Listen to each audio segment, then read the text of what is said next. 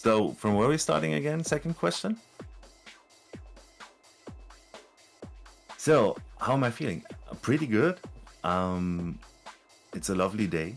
The sun is shining outside. I just got out of the shower, so I'm extra fresh for this lovely interview with you guys. And,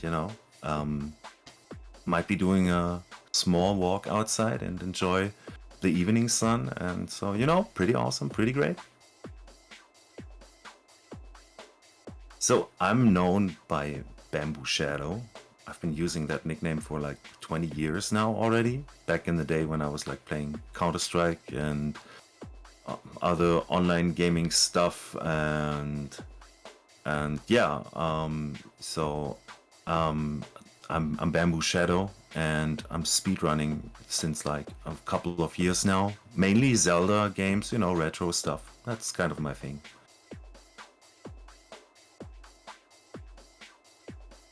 So I've been speedrunning since summer 2016, that's pretty much exactly 6 years now. And yeah, I started out with Link's Awakening DX, and from there it was like a long journey, which got me from playing on emulator onto playing on like the old CRT, like you can see in the back there, from like to flat screens with scalers like the OSSC and stuff, and you know, all that stuff came together, you know, doing speedrunning. And these days, unfortunately, not that much speedrunning, you know.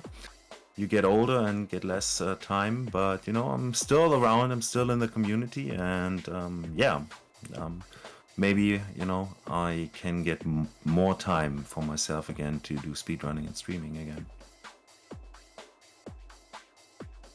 So, free games I've been speedrunning. So I started out with Link's Awakening DX. I mainly did the category any percent no scoop. And I've been doing that like for the last 5 or 6 years on and off. So it's just like my favorite category. Then of course, Zelda, A Link to the Past, no major glitches, any percent, the main category for the Zelda for the Super Nintendo. And my third most popular speed game, probably Lufia 2, the Ancient Cave mode, which is like a roguelike randomizer. So I would say these are like the free speed games I did spend the most time with, and yeah, that's pretty much it. Top free games categories I watch on Twitch, probably Terranigma, because like I'm in the German speedrun community where a lot of people speedrun Terranigma. And I don't speedrun it myself, you know, it's like an RPG which takes the any percent, so the fastest category is going 3 hours, 30 minutes, and other categories even way longer. So it's like too long for me, you know, I'm not like a guy who can sit that long and do a speedrun. And of course, you also have to put in all the time to learn it properly. But yeah, I'm friends with a lot of Terranigma speedrunners, so I'm watching that a lot. And of course, like, you know, mostly just like SNES stuff. I'm very interested in a lot of SNES speedruns. You know, Super Nintendo is just like my favorite console, I would say, so just like a lot of SNES speed gaming. So I'm running, yeah, Zelda, A Link to the Past, the any percent no major glitches category, which is like the sort of oldest category for Zelda for the Super Nintendo, and also the most popular. And I've been running that since like 2017, so also like for 5 years now. I've never been grinding it like super much, but I've playing it consistently and always like improving in tiny bits. And I'm still like not very top tier, but you know, I'm doing good runs and being happy with like improving every now and then for a tiny bit. And you know, Zelda free always has a place in my heart, so I'm very happy to present it today.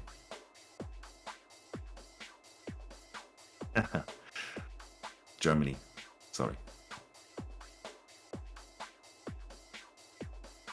That's a tough one. Croissant. Cats.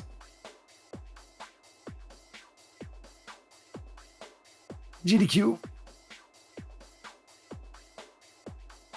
DX. Definitely retro gaming. Comedy. Not a drama kind of guy. Oh boy, both. Why not have both? Music. Well, you have to buy the consoles first to mod them, but yeah, modding consoles, that's much more fun than buying them. Yeah, thank you. Glad we're doing this. Thanks. Yay, we're live. Hello, What's happening? everybody. Gaffrethon 2022. Let's go. The first run of the Zelda block. Yeah, I'm BambooShadow, and I'm joined by Nitroz And aullos. and we're gonna have a very nice file name for this certain event, and I think we're gonna start right off the bat. So I'm gonna start in 3, 2, 1, go. Good luck. So yeah, we're running Zelda: A Link to the Past, 80%, no major glitches. And it's the most popular category for A Link to the Past. And well, it bends the biggest skips in like the game, but so we're gonna see all dungeons. But we're still gonna have some small glitches that we're gonna be explaining every now and then. We're gonna start off like with a small movement tech that's called pumping. I don't know if you can explain that, Nitroz. Yeah, so essentially, like, when you're moving in certain directions here, he's going to be pumping a different direction on his D-pad, and that's essentially to just slightly gain some extra pixels of movement by... It's kind of weird how it works, but it's very subtle optimizations by just continuously tapping the D-pad while moving to save some extra frames here and there. Yeah, and I'm going to do that throughout the first 10 minutes of the runs, through the run until we get the boots, the Pegasus boots. A very popular item in like every Zelda game. That's going to let us dash.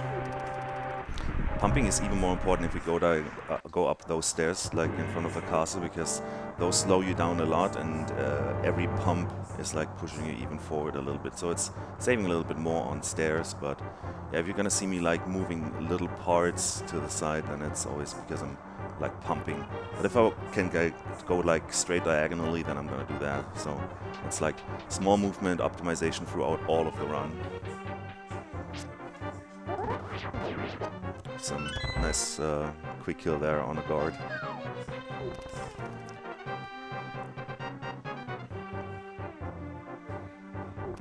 Yeah, I mean, this first area here is just kind of an introduction thing with just saving Zelda and bringing her to the sanctuary through the sewers. So it's going to be a bit of a kind of slow start, I guess, but right in the next room here, after killing this guard, he's going to get the first item of the run, which is going to be the normal boomerang, and he's going to use it right away as well to grab this key slightly quicker. Oh, if the D-pad is actually working. Also got the worst RNG in that room with the guard moving to the left. Were you trying to do a boomerang turn or something? Yeah, try to do the swag strats. Imagine that the D-pad just like falling apart during the run. That would be also very nice. And speaking of guard, there's going to be kind of a small mini boss fight here in this room where he's going to be facing off against this ball and chain guard. He's going to take 6 slashes maybe, I think, with that pot throw included. It's or 4. 8. Yeah, he takes 8 in total, but the pot does a ton of damage as well. So yeah, the pot equals like 4 damage. Right, yeah. That's why it's okay to go out of your way to pick up that pot. It's just like a little bit safer than doing 8 slashes in total. Yep. Just the strat I'm used to. So the like top level players would like save maybe 10 or 20 frames by skipping the pot and giving the guard 8 slashes and trying to kill it right in front of that locked door there. Well, you know, I'm rather trying to play it somewhat safe and consistently. Yeah, which makes sense given the marathon setting, of course. And also in general, I feel like I'm like not that top level player. I just try like the first part, the first 30 minutes, it's the light world in Link to the Past, and I'm basically trying to get through without large time losses. You know, like I'm not too much into proving. I'm trying to get through well, and then the bigger like. I think the game changer for this game is always the Dark World, because it's just like much more challenging. Yeah, the difficulty really ramps up once you get out of Light World for sure. Also some really bad RNG with those guards. Usually you can sneak through one way or another, but they were just like standing in a really bad pattern. Maybe should have used the boomerang there. Yeah, like one of the great skills in this game that definitely distinguishes the level you're at between like mid, top level, or just a new player is how you really react to certain situations with enemy RNG. Like the patterns are completely luck-based, so you have to make the decision sometimes whether you want to make the quick stop by maybe slashing them or using a boomerang, or trying to like walk around and hope that they don't run into you, such as in this room here. Yeah, I got the good pattern where I could like walk quite precisely through them, thanks to forgiving hitboxes. Yeah, so the boomerang you can see here is also very useful for simply just stunning the enemies and being able to walk through them. Getting booed by the audience for not doing chest turns, I think. You're gonna get a couple of them, I'm sure.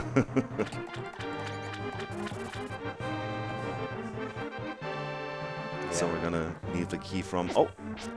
Wait, that was actually really good RNG, and I somewhat managed to screw it up a little bit, but you know. Yeah, sometimes that rat can be really mean and just hides in the corner, and it's a really bad time trying to get him. Yeah, the infamous northwest rat when it's hiding in the upper left corner. And a small skip here, if I buffer right, I'm gonna skip one text box from Zelda. And that makes 554. That's actually a good escape time. I always gotta be cautious to not hit the split paddle, because I'm also using like the split paddle in my home setup. But that would I'm only allowed to tap that in like about 1 hour and 20 minutes. Last text box. Yeah, and he's gonna be picking up. There we go. Oh, nice. Let's Chest go. turn. Some I'm swag fulfilled. there. I can go now. But yeah, that heart container is actually the only one in the run that's not actually mandatory to pick up, because it's not dropped from like a boss or anything. But we're going to be picking up anyway, of course, because this game is very, very volatile. The enemies later on deal a ton of damage, so it can be very, very scary if you don't have a lot of health. So I guess a bit of safety there, but most runners will pick up that heart because it's not that big of a time loss until you really get to the top levels of the game.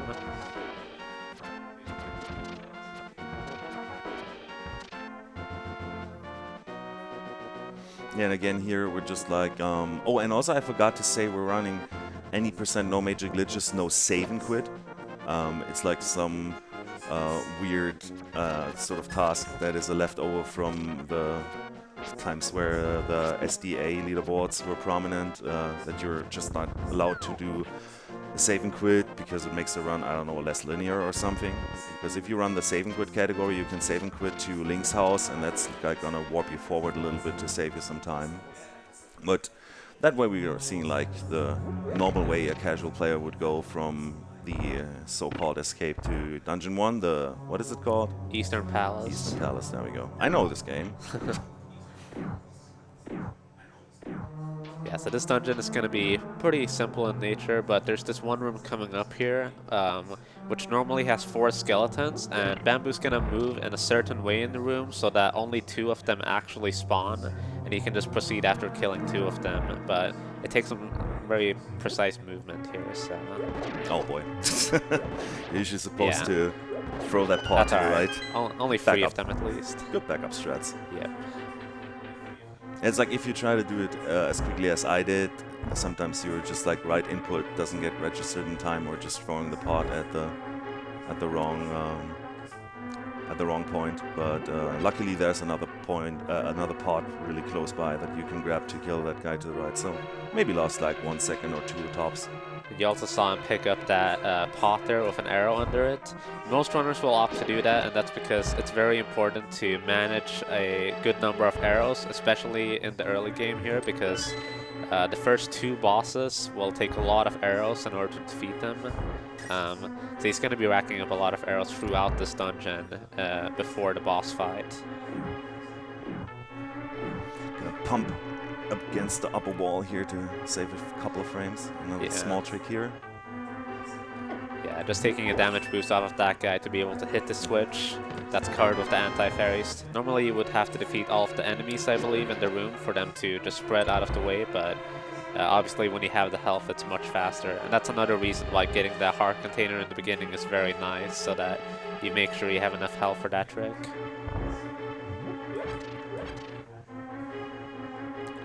Let's see about that one. Ah, fuck. I think I'm gonna let the chest turns go. You got half of one. I think one is okay. You're good. Okay. Gonna showcase some other funny stuff later, maybe. So this game is basically like know 1,000 strats for each room, for each RNG, and then know 1,000 more backups when it goes wrong, right? Yeah, it definitely takes like a lot of awareness in this game and a lot of experience to be able to properly react to all the situations that the game can throw at you. Yeah, like that cannonball pattern was not really that good at all. Yeah, but I managed it well, I think. Yeah. No arrow drop. Let's hope we'll get an arrow drop from those guys up there. Oh, nice rupees. Nice red rupee, Nice. yeah. Oh, fuck. No, sorry. That was a small mishap there. There we go. Alright, so this is the first boss here. It's the Aullos Knight, and each of these Aullos Knights are going to take 3 arrows to kill, but he's deliberately going to leave one of them there with just 2 arrows, because if he kills it quickly enough, it does not have time to go into the next phase, in which one of them turns red and basically becomes a lot more erratic and refills his health. So he gets to save a few arrows there by doing the fight in that way. So that was really nice. Yeah, very well done. 1104. That's okay-ish. I mean, it's all because of the failed chest turns. Yeah. Save, they make all the difference. Yeah, like that. I think the biggest time lost was not getting those 2 red guys in one row. So yeah, now we got the green pennant and we go to our friend Shalar. I think he's called Sahasrala, Yeah. but no one can pronounce that, so everyone, well, not everyone, but I'm always saying Shalar. And he's giving up the Pegasus boots, so Pegasus now we're boots. zooming. Starting with the Let's first go. glitch coming in here. If I can get it done right, there we go. Yeah, so this is a 1.0 exclusive glitch called Spin Speed, and essentially how it works is that basically the frame after you complete or you cancel your spin attack, you press the boots button, so you basically just slide your thumb from one button to the other, and that lets you retain your boot speed after touching a staircase or something similar, and it lets him just move super fast, like you just saw. And I believe he's going to be attempting it on a screen coming up as well. Only on the way back. You can actually do that yeah. twice, but on the way towards the library, it's kind of a pain if you miss it, and then you're just gonna lose time. So It is a very precise trick. I believe it's a 1-frame window, and this game runs at about 60 FPS, so it's pretty tight. and then we got the Book of Mudora. We need that to decipher some weird hieroglyphic scripture or something like that. I don't know. Yeah, it's going to be needed to get into the second dungeon, which And is... there's the spin speed again. Yeah, nicely done. So every Zelda game kind of have a different management of their Pegasus boots, and this conveniently has a mechanic where if you spin through a diagonal wall, you don't bonk, you can just slide over the wall and keep going. That's pretty neat on very large maps like the overworld, like here. Yeah. And a big Small part of the movement in this game is going to be to really like maximize the boots usage as best as possible, rather than walking, since boots are obviously much faster. Yeah, like, and that's the beautiful thing with spin speed. You don't need to stop and restart your dash. You just can go whatever direction you want to. And yeah, we needed to, I don't know, say a prayer or something here, and that makes the stones move. And now we can enter the Desert Palace.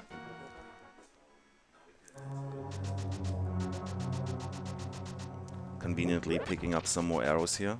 I have actually the optimal arrow count because the max arrows I can pick up is 30, and I left Eastern with 10 arrows, and I'm gonna be exactly at 30 arrows for the next boss fight, so that's pretty good. Actually, arrows and bombs are pretty tight in the route I'm doing. You can play it more casually and pick up some extra bombs and arrows throughout the run, but that's something that's like happening en passant, that you're just like always taking care that you just got the right amount of bombs or arrows to progress. And actually also rupees. You heard me earlier being happy about a red rupee drop, which is 20, and a 5 rupee drop, which is 5. So now I'm actually at a really good rupee count because we're gonna need good RNG there.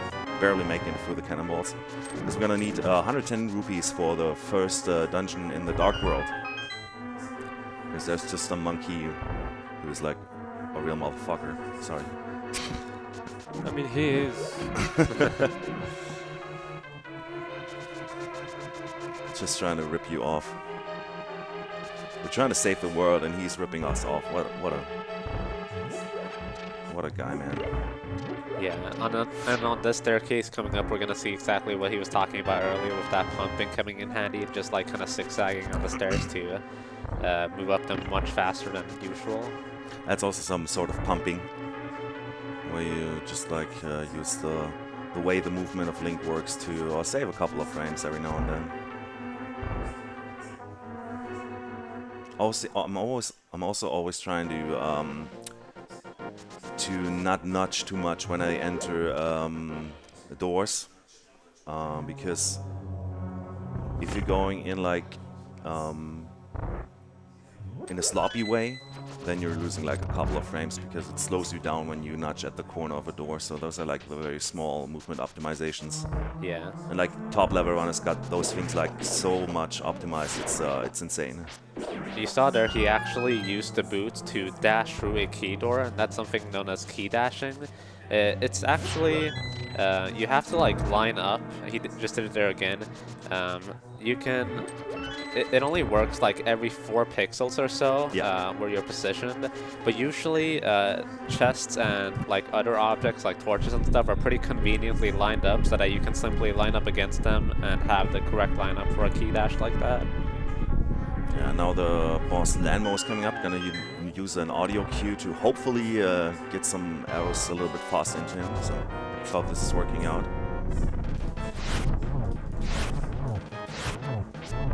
Good first phase. That was a little bit early. But I think I'm gonna have a somewhat fast free cycle. There we go. Really That was a nice good fight. Nice. Yeah, so the fastest fight you can get there is a 2 cycle, which he was very close to getting, so that was a pretty good fight. It's actually fascinating. I think I got the 2 cycle only once or twice. Damn. I usually suck a lot when it comes to this boss. Yeah, it can be very random because like the only thing that's consistent with that boss is their initial spawn points, and after that they can either choose to like kind of fly around for a long time or just immediately go back into the sand, so you're kind of at the boss's mercy with that one, so to speak. Yeah, that's totally right. Now we got like a little somewhat critical point because we're gonna do something called fake flipper, which is a little glitchy, but if it goes wrong I can soft lock the game, so let's hope that's not happening. Yeah. Nice, okay, yeah. Nice. So essentially how that works is that the game, like, when he jumps into the water and screen transitions right away, the game just thinks that he has the flippers, so it allows him to swim anyway, even though he doesn't have them yet. We get them way later. Gonna pick up some more rupees. And yeah, that is like just a neat little time save. Again, in the save and quit category, which is historically just like not as popular as the no save and quit category. You just save and quit to the cathedral, I think, and then you walk up the mountain. But in no save and quit, we're not allowed to do that. We gotta choose the fastest path here, and that is with using the fake flippers to move like pretty much from the bottom right part of the map up to the upper left part of the map. And going further up on the map up to the mountains, up to Death Mountain, I guess. Or is it only called like that in the Dark World? I'm not sure actually, but it's a mountain and it has a lot of these cabbage-looking rocks falling down that you want to avoid at all costs because they do a full heart of damage. Yeah, got bad RNG here twice.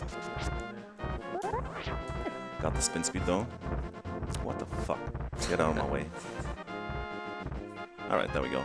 Also doing some pumping to get up these staircases faster. It's actually saving quite a lot on the staircases. And hopefully get a quick warp here. That was a quick warp, nice. That's always saving like half a second. And maybe another one. That was a little bit more difficult.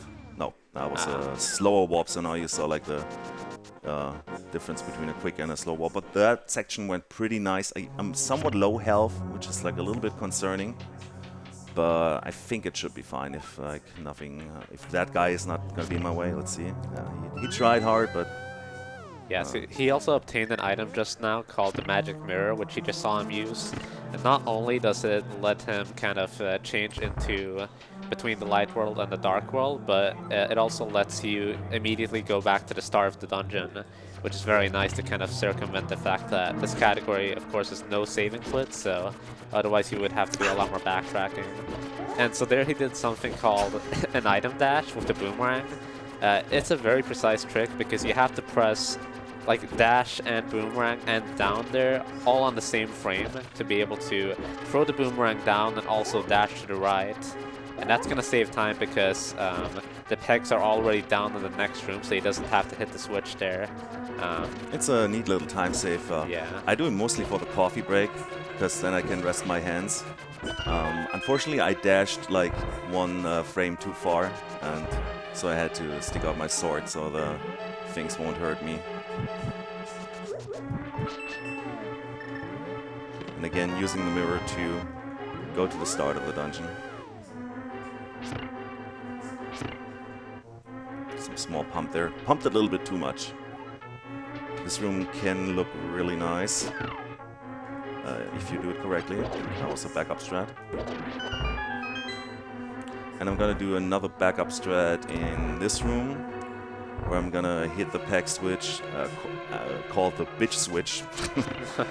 It just switches the packs on the top floor so I can get up some backup hearts in case I'm gonna need them. So he's going to be doing a trick here called Hera Bomb Jump, and it's going to work by kind of placing this bomb next to the pit and also positioning Link kind of precisely.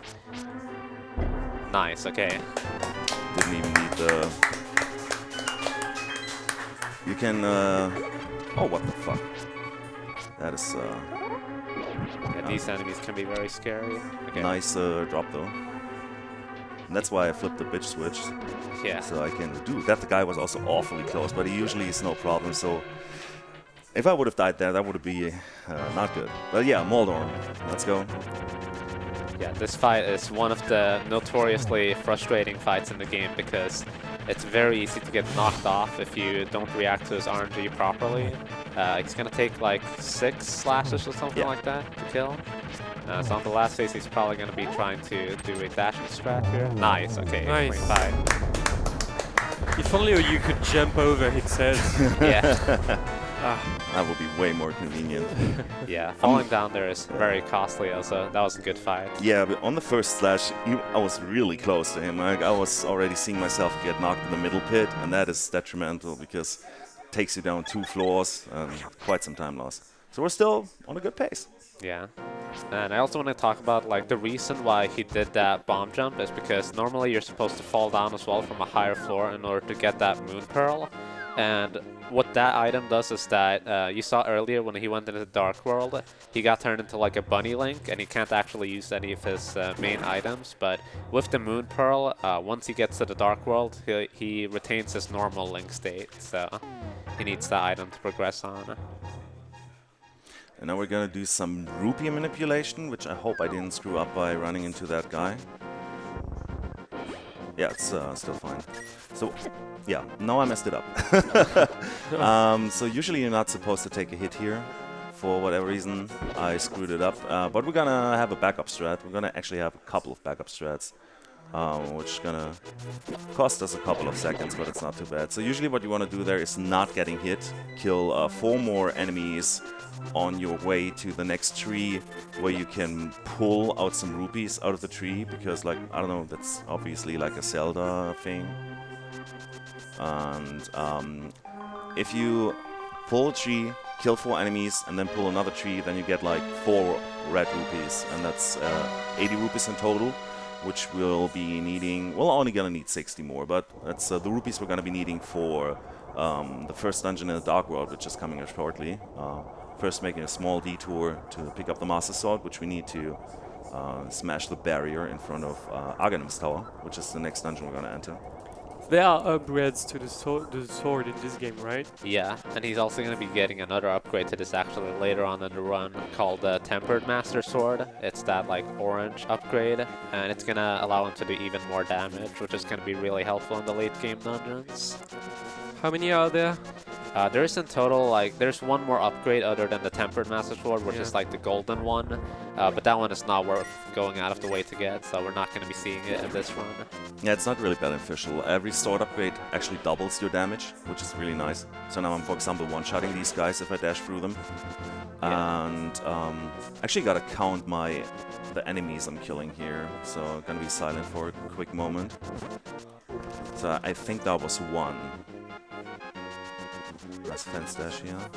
Oh boy. Bonk. That was two. I think we're gonna need both of those guys.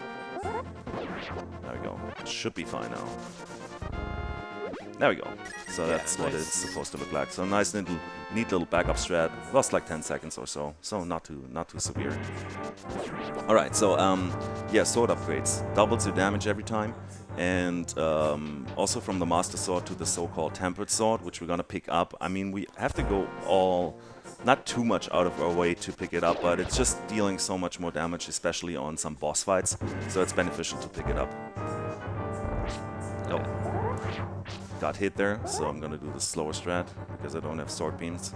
Well, it's very conveniently just killing those two guys. Yeah, so Aghanim's Tower is kind of a unique dungeon in the sense that not only do you not actually get like a crystal or a pendant at the end, because there's just a boss fight that teleports you to the Dark World, but it's also just more of a kind of enemy gauntlet rather than like a more puzzle-heavy dungeon.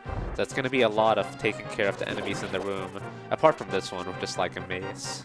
Yeah, but you gotta make sure not to bonk anywhere, because that's gonna draw attention to you. Well, that guy got my attention anyway, but he wasn't a problem, so that's good.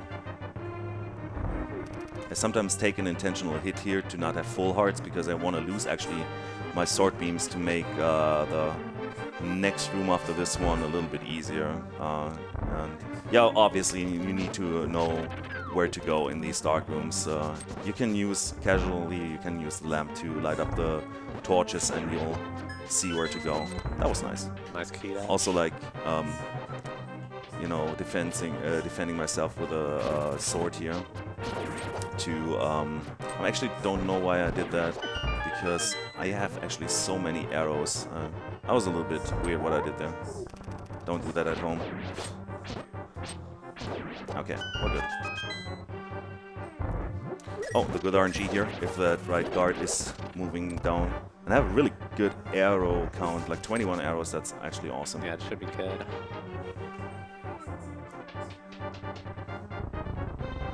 So yeah, that was already Aghanim's Tower, heading up to Aghanim. And yeah, he's a pain, because he's like just blunt RNG. There's no skill involved in this fight. The best outcome is if he's like shooting no blue balls. Those are the balls we cannot return. We all want only energy balls.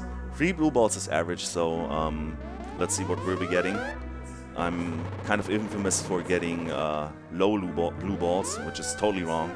I try to pull up some statistics by counting my blue balls throughout my last few runs, and turns out I also have 3 in average, so let's see about that.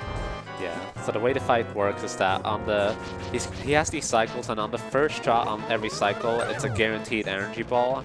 And then there's going to be 3 of the shots he does where it's a 50-50 chance whether he does an energy shot like that or if he does a blue ball like Bamboo mentioned.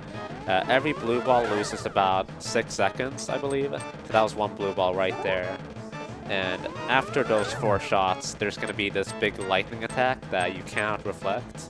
And then it just repeats itself over again.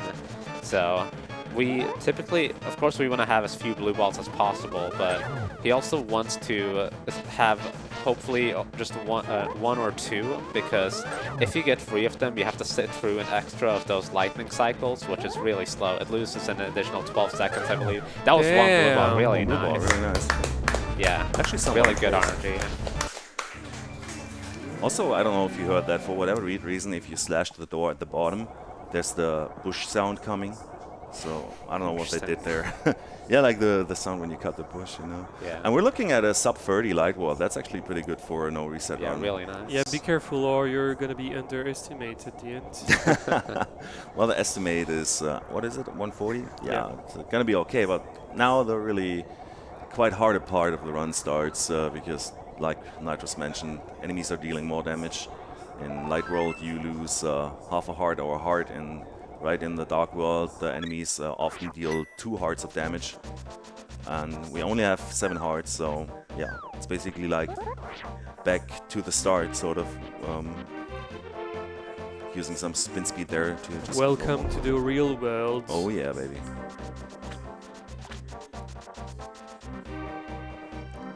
And yeah, our rupee count is more than okay. We need at least 110 rupees to bribe that monkey to open up the next dungeon. If you don't have that, or if you get hit and you lose the monkey on the way to the dungeon, then you're in trouble. Gotta go out of your way to collect some extra rupees and gonna lose a couple of seconds, rather minutes. But luckily these enemies here are often not in your way. Gonna do... Oh boy, I messed up big time. Usually you're supposed to turn here so the monkey doesn't have to walk that much. But now I had like the worst outcome where the monkey has to walk all the way to the top. But yeah, reacted a little bit too late then. I'm gonna blame the hardware.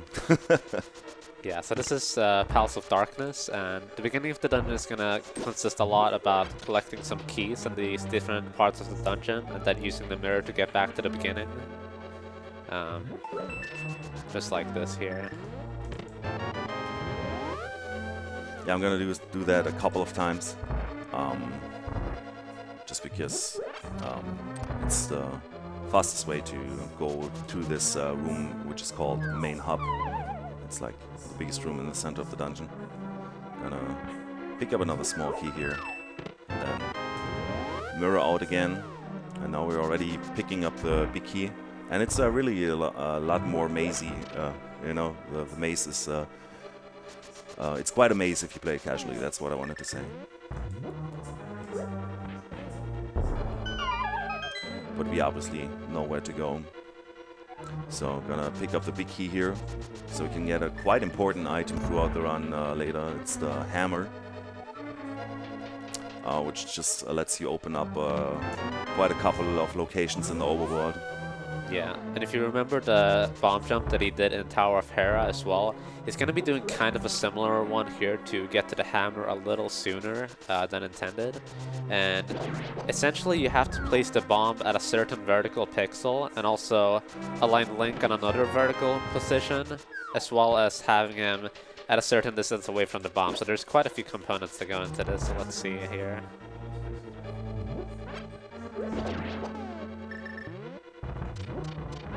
Oh boy. Okay, my position is good. So usually Nice. that bomb was supposed... That bomb I threw up there, that's usually supposed to go to the left. But aside from that, it was awesome. I got both positions first try without any additional buffers, I guess. Apparently your boys are on the chat to give you some energy, so for Nice. it's pretty thanks to them that you got this bomb boost. So just picking up that extra bomb. I don't know, there would be probably a more convenient way to pick up an extra bomb, but I just don't want to risk anything, so I'm just picking up it in that room. So my bomb count is back to normal. Like I mentioned earlier, the bomb and arrow count is really quite pre-planned, so better not mess with it. So I can, you know, because like if I wouldn't have picked up that bomb right away, I would have to remember, okay, you gotta pick up an extra bomb, and just like freeing my brain sort of, you know, by picking up that bomb that went bad. Yeah, and having sword beams here is really nice too, because you can save some arrows when hitting those switches. It's gonna be handy as well in the basement coming up. Yeah, it's I wouldn't say severe, but you're losing really 5 to 10 seconds if you have to switch in the menu back and forth, and that way I can just let the hammer, because I'm not gonna need the hammer to get out here, then flip the switch with the sword beams, don't have the menu to the boomerang, can keep the hammer here for the turtle room. Let's hope I'm gonna be able to do that quickly. Nope. I don't know if that was RNG or if I messed up a little bit, but the bottom turtle, he went a little bit strolling, but got him eventually. And now Helmosaur is coming up. I'm gonna do some strat where I use the spin speed ability to extend the hitbox from the hammer. That's gonna make this fight a little bit easier. Let's hope it's gonna go well. There's the spin speed. Now my sword isn't working anymore, but Yeah. but the hitbox of the hammer is larger, and I waited a little bit for him. That was Really awesome. good That was fight. a good fight. Yeah. So maybe you saw that the transition from the first to the second phase. He was shooting his fireballs again. And those can go in your way, and those like are just annoying. But I counted the hammer hits on his mask, and if I kill his mask right after he spawns the fireballs, then all of the fireballs are disappearing, and the second phase is starting immediately. And that's really nice if you can time it like that. If he's doing the fireballs, so you just can move more freely throughout the room. So that was bad RNG because I did the fireballs twice, but well, I think I reacted pretty well to it. Yeah, Yeah. the first goal of boss fights is mainly to survive, and then if you can do it fast, it's all for the better. Yeah. Oh yeah, You had a really nice execution there. yeah, of the it was. dodging. Yeah, it was well played, I think. It's actually kind of nice too that he ended this dungeon with like full magic and full health, because normally when you pick up like one of those crystals, they refill your stuff to the max, so you have to wait for quite a long time if you happen to take some hits.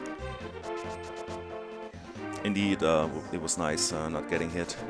You want to have full health entering that boss, because and now that was actually I think one of the larger benefits of picking up the extra heart container I did like in the escape pod at the start of the game, because if I don't pick up that container, I have 6 hearts, and that equals 2 hits you can take from Helmosaur. On the 3rd hit, you're dead. If you have 7 hearts, you got 1 more hit you can take, and if the fight goes bad, I don't have any fairies, I don't have any backups, I just die and I have to go through the whole dungeon again. That's like a 2-minute time loss or something, so it's quite severe. Yeah, and not only is it like a lot of backtracking, but it's also gonna throw off all of his like resource routing, since he had to go through all of the enemy rooms again. Yeah, especially with the arrows, you have to do the mimic room again. Wouldn't be too hard because my arrow count is actually super nice. You can also sort of YOLO at a certain pixel here to get another quick warp. Didn't get it.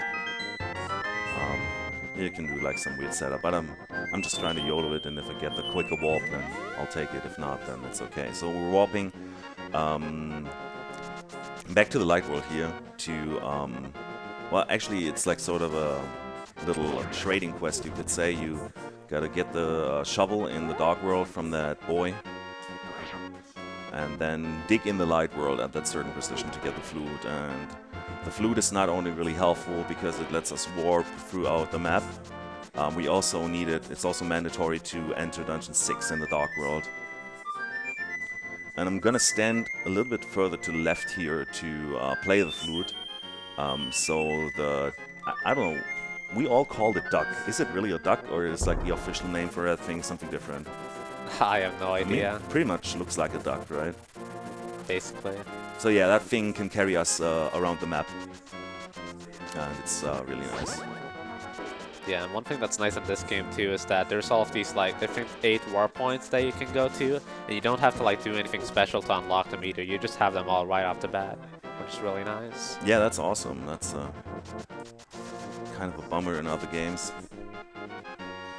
I mean, with the example with Dungeon 6 in the Dark World, Misery Mire, I could fly to that, to like the entrance of Misery Mire right away, but there would be a heavy block in my way, which would not let me enter. So they really made sure that you're not capable of like breaking the entire map already. But yeah, we're gonna from now on we're gonna use the flute basically after almost after every dungeon to just go quicker throughout the map. Yeah, so this is Thieves Town here, and it's also kind of a maze layout here to start with to find the big key, but of course the path is the same every time, so we're gonna reach it very quickly here. Yeah, you get the big key conveniently early in the dungeon, but it's not gonna give us that much of an advantage because we're gonna have to rescue a little poor girl in the basement of the dungeon.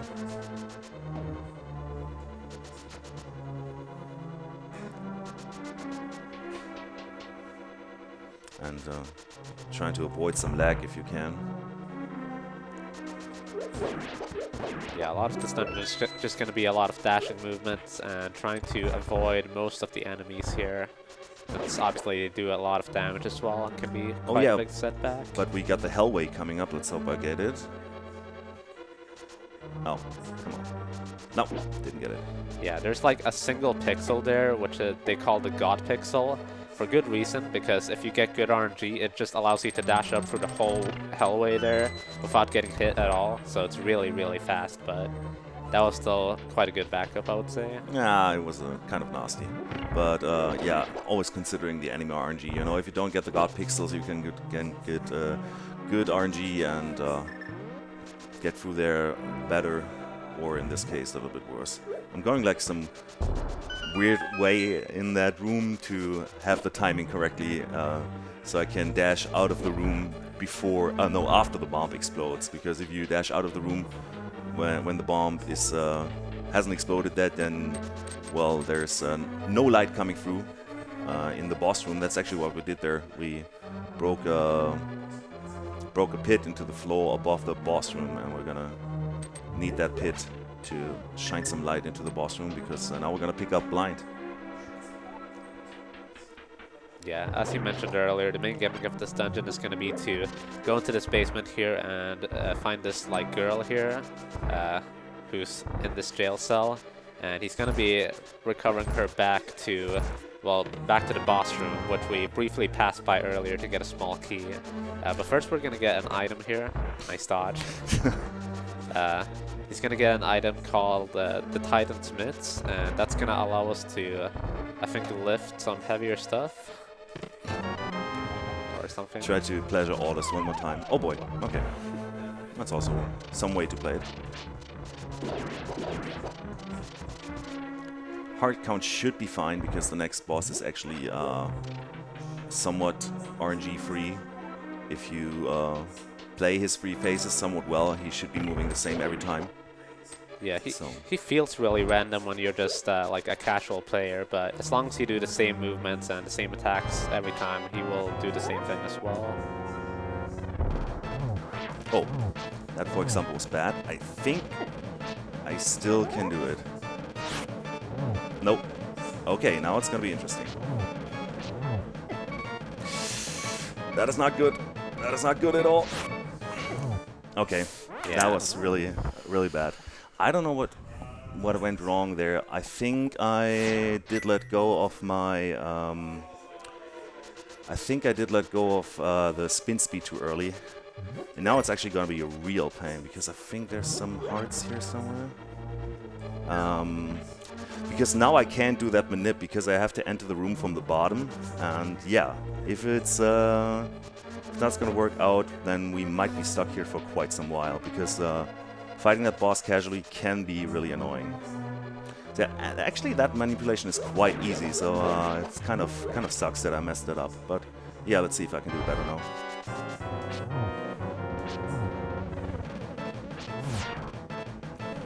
As you can see, it's just like bullets everywhere.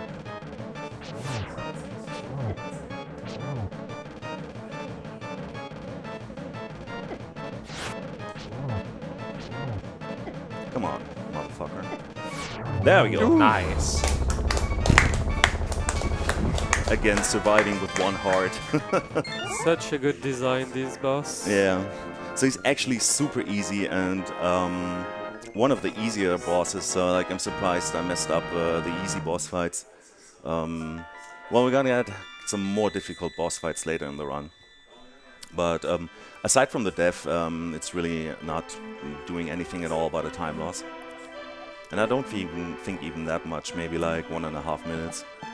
Luckily, the boss room is like only 2 rooms away, or like 3 or 4 rooms away from entering the dungeon. Yeah, it's definitely like one of the closer boss rooms in terms of like distance from the entrance. In some other dungeons, you would like lose multiple minutes to backtracking in case you would die that late. Yeah. And that's the thing, you know, I was talking a little bit, and you see, like, the thing is,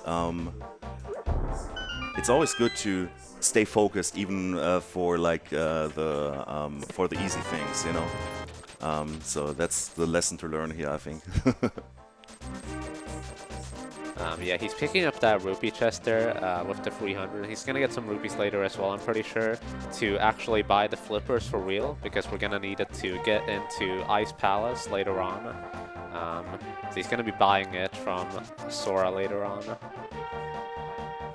But first here, he's gonna do a short quest to actually get the Tempered Master Sword, which we mentioned earlier. Like Bamboo mentioned, it's gonna double his sword damage, which is gonna be very, very helpful for mostly like the boss fights as well, like later on, because they take a ton of hits. But just enemies in general as well, it's very helpful. Yo, absolutely. Like, I don't know, especially in Dungeons 6 and 7, it's so helpful that you can kill some enemies for, like, just if they're standing in your way, or to actually get drops from them. And with only having the Master Sword, it's a real pain to deal with them. Now we're gonna, instead of leaving the screen and re-entering, we're gonna use the mirror here to mirror back and forth between the dark and the light world. And that lets the dwarves here finish my sword a little bit quicker. So now we got the Tempered Sword, again doubling our sword damage. And the other thing between the Tempered Sword and the final Butter Sword is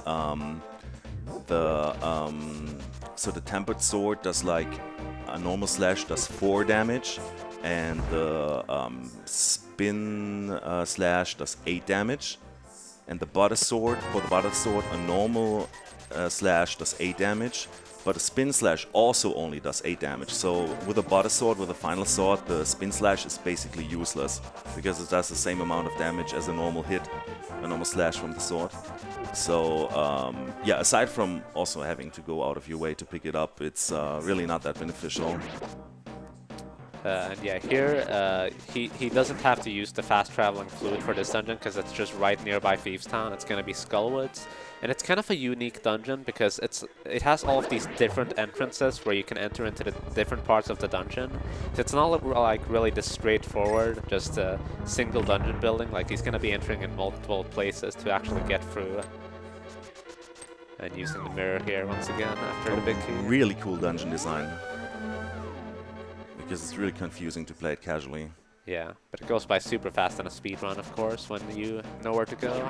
Yeah, getting the big key and doing some weird routing here. Another bomb jump, so we don't have to go all the way around. And with a bonk, I'm extending the... Motherfucker. Sorry. With a bomb, I'm extending the leeway of the bomb jump, sort of. I don't know how to explain it any better. Yeah, you have like I mentioned, you have to be like normally 2 pixels or so away from the pit if you don't dash like he did. But when you dash, it extends to something like a lot 6 more, pixels. like 6 pixels. Yeah. So it's really, really not that hard to get. You can kind of YOLO it like I just did there. That's funny when that happens. the beetle thingy just got hit into the spikes. On the spikes, they deal 8 damage. Unfortunately, spikes on the next boss are actually our enemy, because if we push the next boss, which is coming up shortly, into the spikes, he's actually not taking any damage at all. So we're gonna do some weird setup to make sure we're not hitting him into the spikes while we are actually hitting him. So let's hope that's going well. Very nice. Nice torch room. Oh yeah, that actually is somewhat difficult to do this correctly. Managed to do it fine. So in this game there's the magic bar. Is there any management of that, or is it lenient like enough in some the of the items, like you see the fire rod, they take up magic usage, and it's going to be pretty important as well in one of the later dungeons to keep that for the boss. So that was a really good Mothula fight. Wow. So I managed to poke him twice into that upper stone there. That was already like everything I needed. After that, it was only hitting him once. But you saw him, like I actually did like that poke thing at the top. Then I did hit him once, and that didn't count as a hit because I did hit him into the spike. But luckily, the third hit, I think I also pushed him to the side, but I think he was not landing on the spike, but on the block to the right. So this fight is really weird. I don't know. Yeah, and if you don't finish it quickly, like there's a bunch of conveyor belts that start moving in all kinds of different directions, and the boss starts like shooting out these magical beams, and it's just a really bad time. Yeah, talking about the conveyor belts, I also got like the good RNG where it moves up or down. I think up is the best, and so that was good RNG, and I was able to handle it well. So good to be able to catch up a little bit from that death in Thieves Town. But now we're actually using our flute. Doing some side quest stuff though first before we enter the next dungeon. Because I think... Oh, also the dungeon order is a... What the fuck? The dungeon order is a little bit mixed up with that route. I think we did 1, 4, 3, and now we're going to 5. It's just like the overworld allows us to access those places. And we don't even need any glitches for that. It's just like the way the overworld map in the Dark World is built. So now we're taking a little detour to get the Quake Medallion, which we're gonna need to open Dungeon 7. And conveniently, very close by in the light world, there is the flippers, which we're gonna be needing to access the upcoming Dungeon 5, but which we are also gonna be needing for Dungeon 2. That's more important. We could actually fake flipper to Dungeon 5, but we're gonna need the flippers for the entire Dungeon 2, which we're gonna access a little bit later. Actually, after the next dungeon. So there we got this small puzzle where you have to just throw something into this circle, and then that big fish is giving us the Quake Medallion, because he's a nice guy. Warping to the light world, and going up this part to Zora. King Zora, I think? Yeah. This area here is just a lot about optimizing your dash movement, because if you're just off, you'll just fall into the water and drown, because we don't have flippers yet. We're about to get them, but it's just a lot about taking the perfect dashing positions yeah, and get like into this area. the deep and the deep water and the like lower water, it's like not really well represented by the light blue and dark blue. Sometimes you can just dash through the dark blue and you don't fall in the water. It's weird. Like for example there, I just like obviously walked through the dark water, but Link didn't move into the swimming animation. Yeah, and the same there, you know, it's just like, what is he doing? It's like he's already running above the water. Basically Jesus. Yeah. Okay. No, we're good. No! Aw. Yeah, little hiccup there. I want to enter this dungeon and with full hearts. Makes the first room a little easier. Not too bad though. Yeah, so this is Ice Palace, and it's going to be kind of similar to the previous dungeons in that he's going to be getting some keys to begin with, but there's also a few tricks later, including a bomb jump to skip a pretty significant part of the dungeon.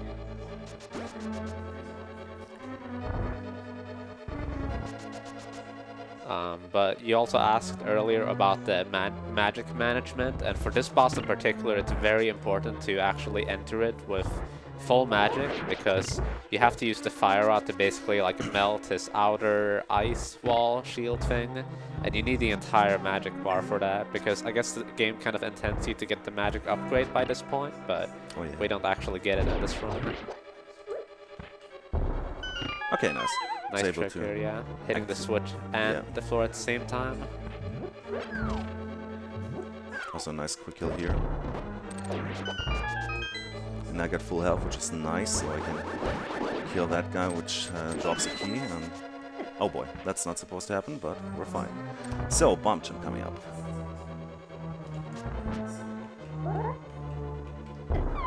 that was bad. I think that should be fine though. Looks good, yeah. Nice. Okay. So, You hesitated there. yeah, but that bomb jump basically skips, because normally you have to lower those pegs to proceed on, but because he didn't have to lower them there, he's going to be able to skip a pretty significant part and just have a way smoother way to the boss, really. But that bomb jump is also definitely not easy, because the placement where you place the bomb is pixel perfect, and so is the position where you place Link right after. So it's not easy to set that up like while waiting for the bomb to explode. Luckily, I have an extra bomb already. I got that one in Thief's Town, so it's not bad that I lost the bomb.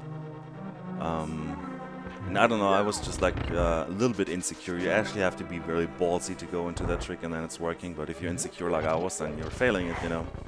But yeah, talking about insecure, the next boss is actually one of the hardest, I would say. So I hope I'm not going to screw him up. Health is somewhat okay, but yeah, fingers crossed.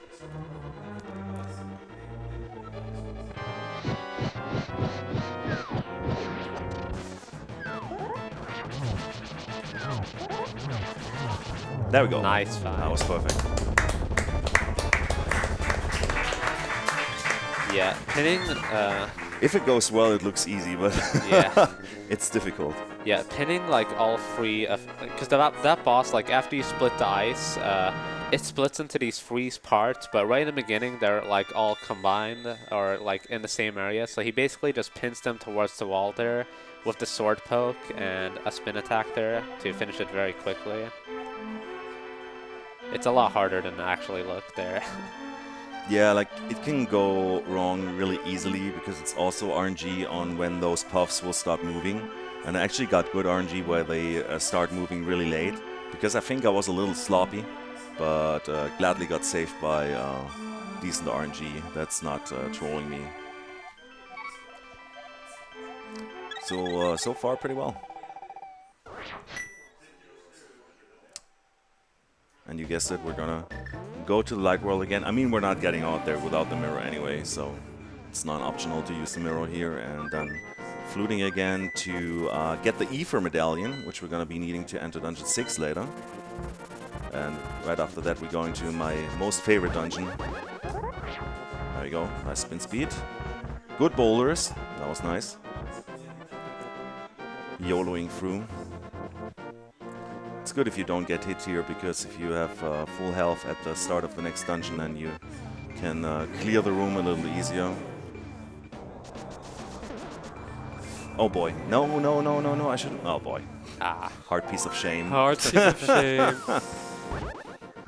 I actually should have went up a little bit more, but I was focusing on getting the quick warp there, so I forgot to move up. You can grab 3 more if you want for safety. Yeah. I don't even know if that's a good way to do that. But yeah, just picking up the Ether medallion and then flying to 4 again to go to the Swamp Palace. Using a small item dash for the pegs here. There we go.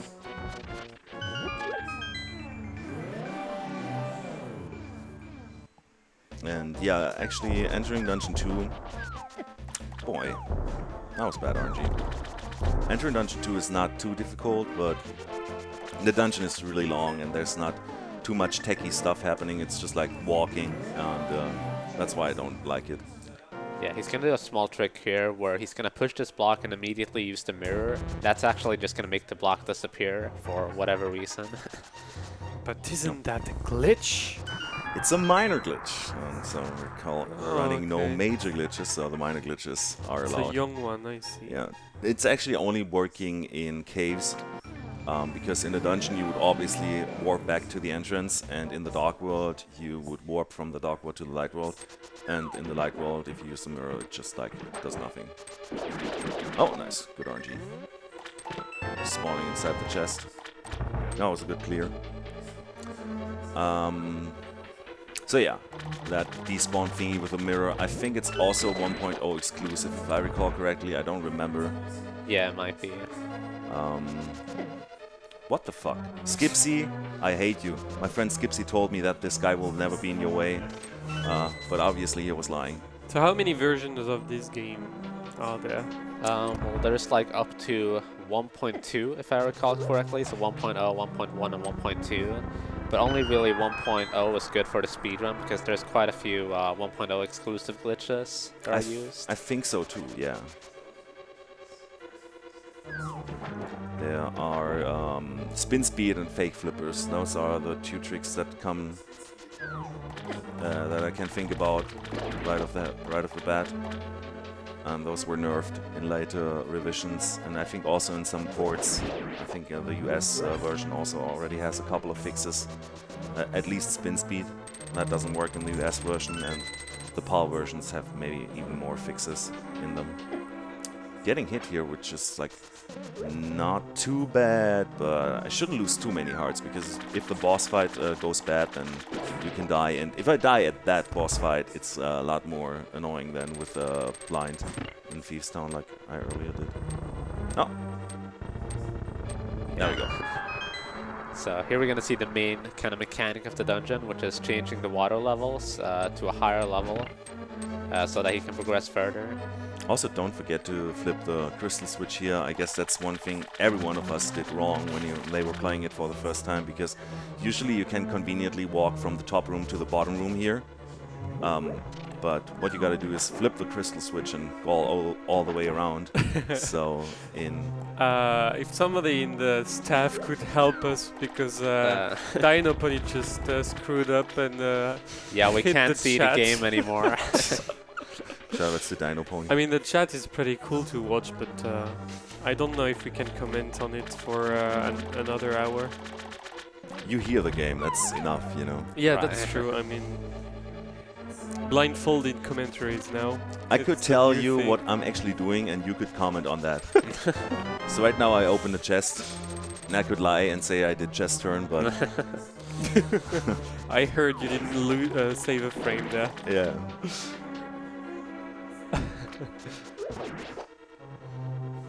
So yeah, luckily I can still see the game, and Yeah, that's. I We- guess. picked up the item of Dungeon 2. Can you see the game from his screen, Nitroz? I a bit? can, yeah. So he's going to pick up the main item here called the hook shot. And it's a very common item, of course, in many other Zelda games. You just hook to certain objects that are hook shotable, like the chest and also the skulls here on the other side, to make it across. And it's also going to be very useful for the boss fight later on. I think it's actually mandatory. I don't think there's a way to fight Argus without the hookshot. Also conveniently picking up some arrows here, which I probably don't even need, because my arrow count is actually super nice. Still. Alright, we have the game feed again. Hey! Interesting glitch, guys. Shoutouts to Gaffrethon stuff. Always here to help. To screw you up and then help.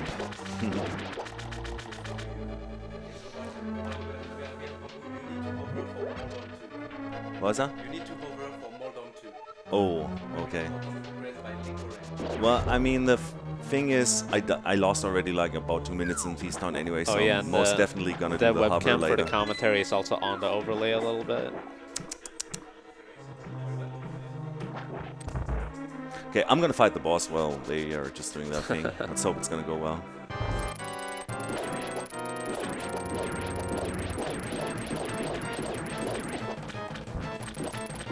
Okay. Almost got the quick kill. Got an additional cycle. It's not too bad. It loses like 4 or 5 seconds. There we go. Yeah. So, what I did there was actually really difficult.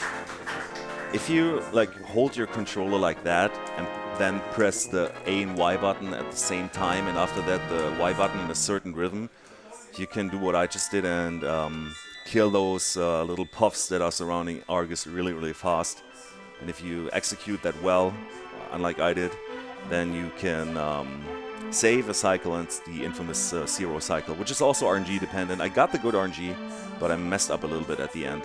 But it saves like 4 or 5 seconds, so it's really not too much. But yeah, world record runners kind of have to go for it to be actually to compete in the top area of the leaderboard.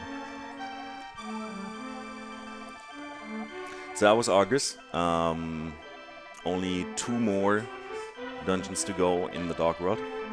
And the next one is going to be Misery Mire. Not any extra stuff we need to do. Gonna head straight there. I'm gonna start a small little manipulation.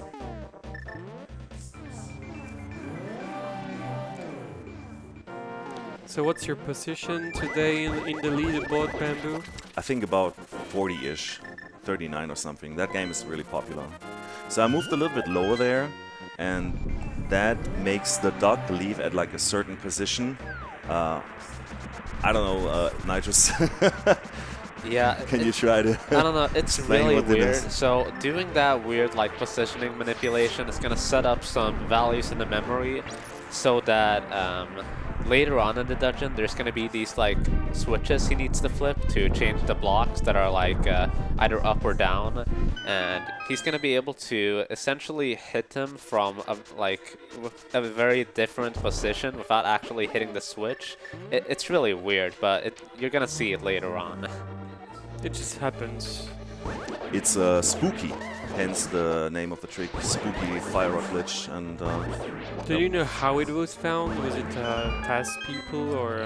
Yeah, basically, there's a really like big glitch hunter in this game called Yusuhara who Oh, finds boy. a lot of this technical stuff. So. yeah, we probably already did that often accidentally.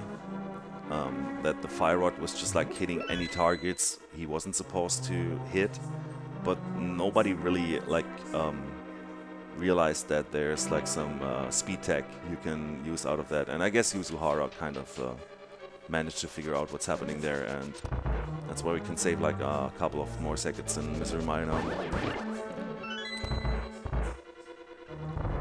So yeah, this dungeon is actually the first dungeon I think that has enemies that actually take 4 hearts if they hit them, if they hit you. So again, trying to be really careful here, not getting hit by any enemies. Especially since we're gonna need all our hearts on the boss of the dungeon, because we're gonna do some damage boost strats. This is the coffee break room, I guess. Yeah. Long cutscene here when the dungeon is opening up. Lets you rest a little bit, which is very convenient. And yeah, also like a small weird thing. You saw me shooting the fire rod through the moving blocks there. For whatever reason, while the block is moving, you can shoot objects through it. And gonna exploit that behavior of the blocks to solve this room a little quicker. It's a common theme in a lot of Zelda games, interestingly enough, especially like the older 2D ones, that you can do that. Yeah. It's weird because like, I mean the character is getting blocked, but other objects can go through it. Like, just weird. Oh, okay. I think that fireball was about to give me a bad time, but luckily it didn't, which is good. So he's going to be picking up the item of this dungeon as well, coming up in this room here, and it's going to be the Cane of Paki. I don't know. Nice chest turn. But this block, if you've played like the oracles before, there's this item as well in Oracle of Ages, and it basically just makes a block. In this game, it's a bit more interesting because it actually also you can make the block like explode and shoot these like magical balls or something, and you can hit projectiles from further away by using that. So he's gonna be using it in this room right here, the next one, to hit a switch as well. Now I'm gonna do a small dash before I drop the block, and let's see if that's gonna work. There we go. Ah, that was bad. Don't do that at home, kids. But yeah, what I did with doing that dash before I laid down the block is storing that weird duck value, which I'm gonna exploit now. There we go. Nice, yeah, so you hear the switch being activated there, even though he shot the fire rod at that like trap that was moving around. And he's gonna try doing the same thing here, yep, by shooting that anti-fairy as well. Normally, like, the switch you're supposed to hit there is in like the room above. You would like have to There blow we up saw the it wall. all the way to the top there. That was Yeah. the switch I was actually hitting. It's totally a minor glitch, I swear. But it's a major weird stuff happening. Yeah. for sure. Also, let's try to... Oh, that was not good. Ooh, okay. It's getting out of hand. Hey! That was nice. Nice Sniped. Robin Hood-like arrow shooting right there. There we go. It wasn't the optimal way to fight this boss, but it worked out.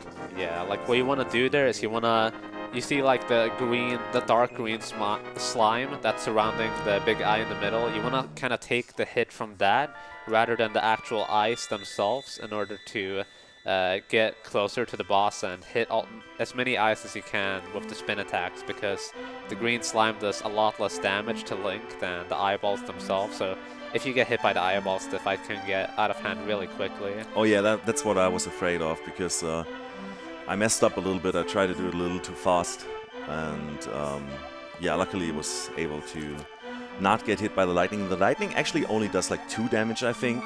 The thing that you really gotta be scared of are those eyes that deal 4 damage. I guess the upgraded sword is really useful for the eyes as well. Oh, definitely, yeah. If you're playing low person, this must be such a nightmare. Absolutely. I don't even know if you just use arrows on the ice then. Not forget the ice rod here though. Because most of the time I did pick up for the longest time I did speedrun this game, I picked up the ice rod a little earlier. It doesn't really matter when you do it, just make sure you have that one bomb to actually blow the wall there. But Bamboo is a professional speedrunner. He has it. And makes chase turns, almost. Gotta learn. Gotta go into the chest turn course #1 by aullos. Yeah, and the ice rod is actually a lot less useful than the fire rod in this game. It's mainly just going to be used for the boss in the next dungeon, Trianex, because you're going to be needing both the fire rod and the ice rod to deal with him. Motherfucker. Yeah, Really? yeah, classic dead rock situation here. They can just get in the way, and it's really annoying. Yeah, we call them squirrels, just because they suck. Okay. What am I doing? Come on. Okay. So I can activate that spin speed with a hook shot very conveniently. Kind of messed up there, but yeah, like you saw those squirrels. If they block, if you hit them and you block, put them in front of you, you lose so much time. So like really, this part can cost you quite some time if you're on PB pace and you just get bad RNG, or just like. I wouldn't even say it's like only RNG dependent. It always depends also on how you handle them. I don't have to pick up that fairy. That's very conveniently placed in those rocks, but I think I'm gonna get a fairy refill in Turtle Rock, so it's gonna be fun. Dude, like, they're on to me today. Another spin speed here. Basically hook shot speed, because I'm not even doing the spin / animation. But now we're already entering the last dungeon, the Turtle Rock, and we need the Quake Medallion for that. Actually, also about the ice rod, a little inside joke. I heard some sources claiming that you don't even need the ice rod to finish the game, so little thinking puzzle for you, A Link to the Past experts out there, if that's true or not. Alright, so Turtle Rock. Gonna pick up that 1 extra bomb there. We probably won't be needing it because there are some enemies that can drop bombs on our way throughout the dungeon. But you know, better safe than sorry, they say. Yeah, and what I forgot to mention about the cane as well is that I can make platforms as well to travel through this dungeon, so it's very much required here. Absolutely. So he's going to be lighting these 4 torches here, and he's going to light this last one and then try to immediately hook shot to the left. Ah, just barely missed it. And you do that in order to just fall in the pit and get back to the entrance much quicker. There are actually ways to finish this dungeon without the Cane of Samaria, if you're like a god hover person. Shoutouts to Tanvir Farid, German Link to the Past runner. Like, his hovering skills are just like beyond anything, and he just like does some weird speed tech we call hovering, which we might see later in the run, where you just like can hover over pits. That's obviously also just a minor glitch, so it's allowed. Oh, gotta Angry bows. All right, there we go. Whew. Yeah, those guys can be very scary as well. They do a Yeah. ton of damage. So you really got to make a quick decision when you enter this room, whether you go to the left or to the right, depending on the bow wow's position. What I call chain chomps, right? Yeah. Probably. I call them bow wows. I mean, Aullos knows what they I'm talking are. about. Yeah. Madame Meow Meow. Little dogs put into the turtle rock. And yeah, this is also like a weird maze if you play it casually. Luckily, we know where to go, so we're just gonna pick up the big key and go further through the dungeon. Not gonna pick... Oh, motherfucker. That was awful. Yeah. I'm not gonna take any more damage here, just because... Alright, that was odd. Get out of my way. That was a really tough situation because like that golden spark thing on the ground, when it connects with Link, it turns him into Bunny Link. So you really want to make sure you hit that pokey guy with the spin attack before that happens, but he was just barely off there. And the problem was the hit that cost me 4 hearts, and I could have gotten hit by another enemy there to unbunny myself. But that would have taken me another 4 hearts, and I don't want to be that low on hearts. You Hearts definitely see usually don't matter too much, but yeah, I want to play it safe. how cruel the game can be if something goes wrong. It's Yeah. basically that for almost every room in the game, so... Absolutely. I was just too greedy in there. You know, I shouldn't have gotten so close to the enemy. But yeah, was a good backup. Didn't lose too much time. I mean, that's basically what NMG is mostly about. I mean, like, top level runners wouldn't probably doing these mistakes because they just like play the rooms over and over and just are way more consistent with stuff. And I forgot to drop a... Okay. A nice bonking backup. Yeah. Normally you want to abuse the kind of iframes that you get by activating a switch while Link is on one of those rising blocks. You get some invisibility frames so you can just walk through that rolling guy. Or Fang. Yeah, I'm doing weird strats today, but yeah, I mean, that's the thing, you know, usually when I speedrun this game, I'm often running it on my practice channel, because like playing it live while you're like maybe streaming and also busy with other stuff, talking to chat and whatever, it really can get confusing. I know some runners like really are well, like with speedrunning and commentating at the same time, but I kind of suck at it. Me too. Yeah, nice little skip there where he stayed at the top part of that platform in order to run just above the laser guy, or the laser thing there that it shot out. It like knocks you very, very far away, so it can be pretty annoying. Also a Keith little skip. Yeah, using the item dashing there with the cane to get through that room really quickly looks really cool.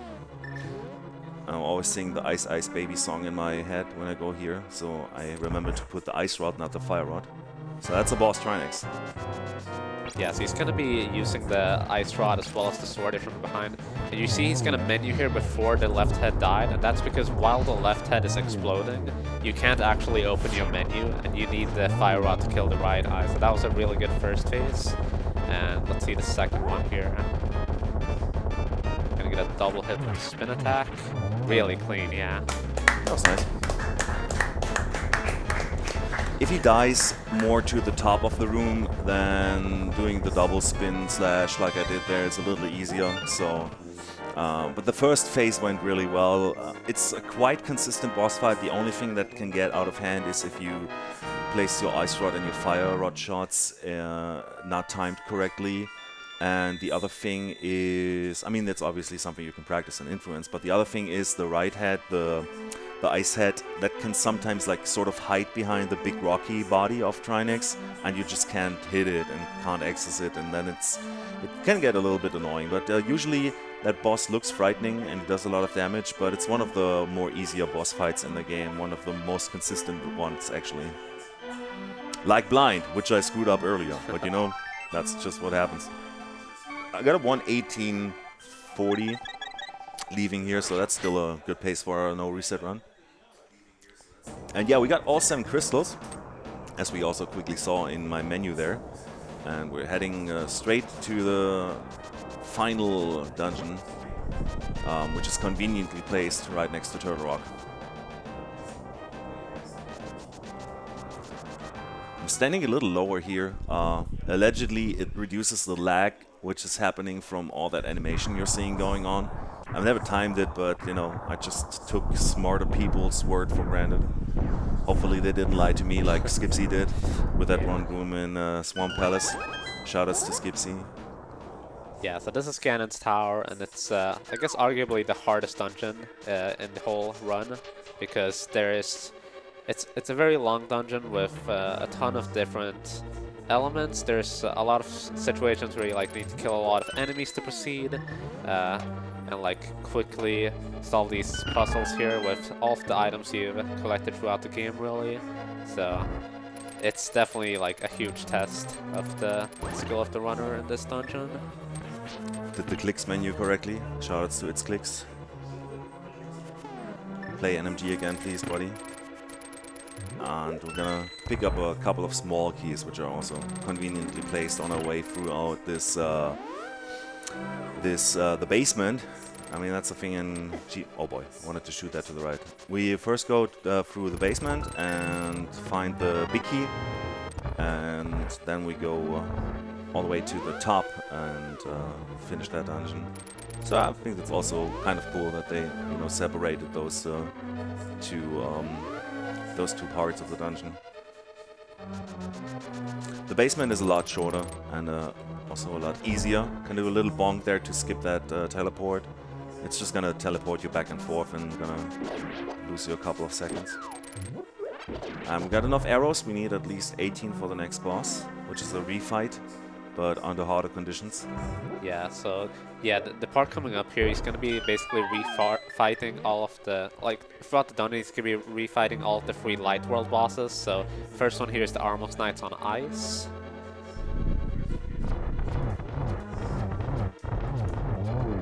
Got the quick pad on that, was very nice. Yeah, this looks good. They were moving really Nice fast. fight, So yeah. that was a good fight. And move Zelda. We're always calling, it's like also another little inside joke where when Link is not behaving properly, or like, to be honest, if I just screw up my movement, then we like to call Link Zelda, because so many people think that, you know, Link is called Zelda because the game is called Zelda, but yeah. Probably no one but me thinks that's funny, but you know, it's just what we do. And yeah, these are like mimic enemies, so they mimic your movement, but in like reverse. So you do some movement manipulation here, and also like slashing the sword, because they just follow like the direction you're holding, and not necessarily the direction that Link himself is moving. So you just do some movement manipulation there to actually stay still while still getting the enemies to move towards you. Yeah, it was well played, yeah. Takes a little practice, and well, starting with that part, you can lose so much time in the run. So it's really, really important that you get through these rooms consistently. So like any new runner of the game, if you want to improve, practice these parts here, because like they have a lot of RNG, and being able to manage how to kill these enemies efficiently is quite detrimental if you want to have a good time.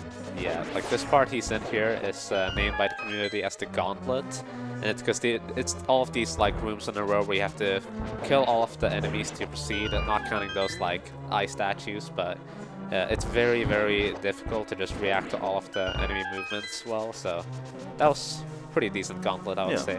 And here we're gonna see the too much out of hand. The Landmauler refight with the Fire Rod. It's possible to get a really quick fight here. Yeah. If they don't play along. Oh. Yeah. Shit. You need to kind of hope for a good pattern too. Yeah, Magic messed up. can be a bit of a concern here, but there is a backup that he can grab, so it should be alright. Yeah, I need 1/4 of my magic bar, so I'm gonna pick up that little magic pot there, because I spilled a little bit too much with my Fire Rod there. I beefed a little bit too much with my Fire Rod. Bamboo, come on. This is not a PG-13 stream, so...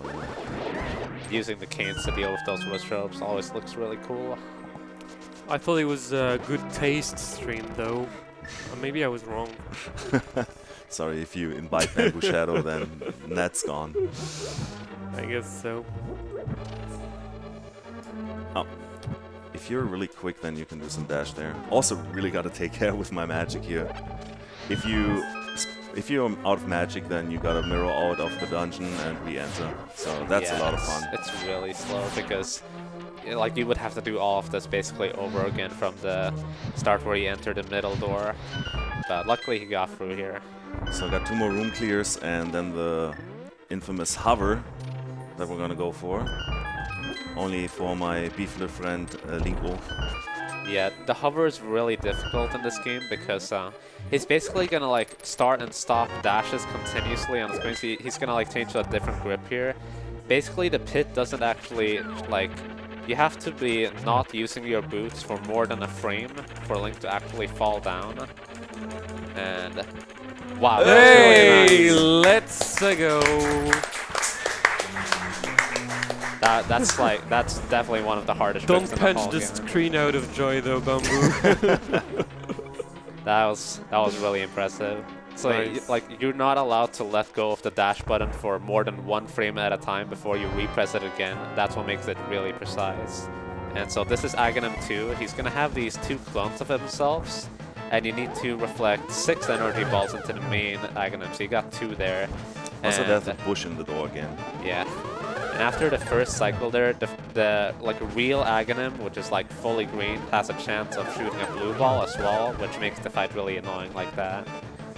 So I think we might be looking at a 4 cycle. There we go. yeah, 4 Not too cycle is bad. not bad at all. 3 cycle is good. 2 cycle is RNG dependent and really hard. So the positioning of his mimics has to be really good. So you can do a 2 cycle, which I think a couple of world records had in their run, and that is really awesome. So yeah, that's already the final dungeon and entering the last boss, Ganon. He has 4 phases. I think Nitroz can tell you a little bit about that. I'm gonna try to focus on the run.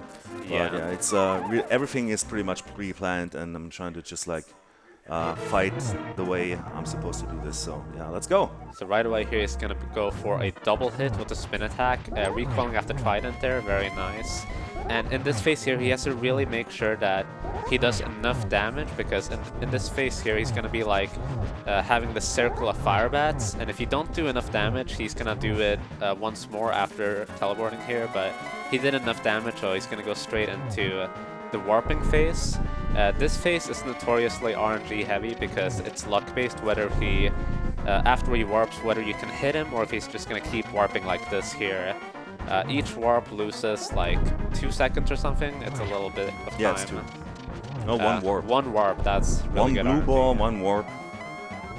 I can live with that. And he's gonna go for a trick here called the torch glitch. Yeah, just using the lamp for safety there. Yeah, So basically, if you light the left torch before the right one goes out, the right one always stays lit. So you only have to actually relight the left torch, and you need both of the torches to be lit to actually hit Ganon. And you're also supposed to like use the silver arrows in this fight to make Ganon vulnerable, but if you carefully time your spin attacks with the Master Sword, you can still hit him like right before he warps away, and it's going to be 12 spin attacks in total. And